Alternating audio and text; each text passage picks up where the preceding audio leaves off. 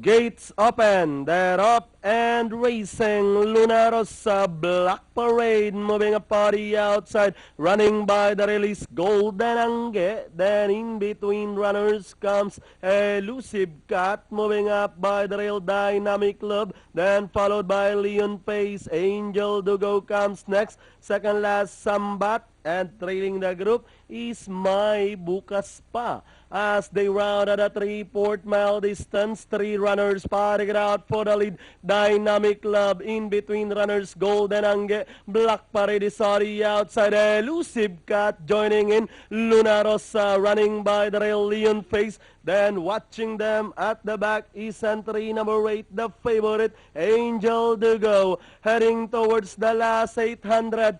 Four runners fighting it out for the lead. Luna Rosa takes the lead. Black Parade drops back in second, but fighting back. Then racing in third, Elusive Cat. Golden Angge drops back in fourth as they race at the last 450. Luna Rosa this time by about 3 lengths. Running now in second, Elusive Cat. Black Parade drops back in third. Golden Angge. Angel Dugo now catching the fourth spot as they swing for home.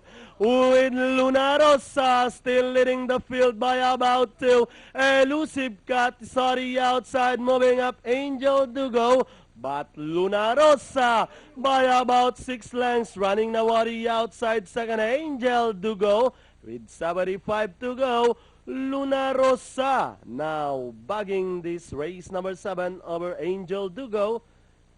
Elusive Cat took third, then comes Black Parade, Golden Angge, My Bukas Pa, Dynamic Club, Sambat, and Leon Face comes in last.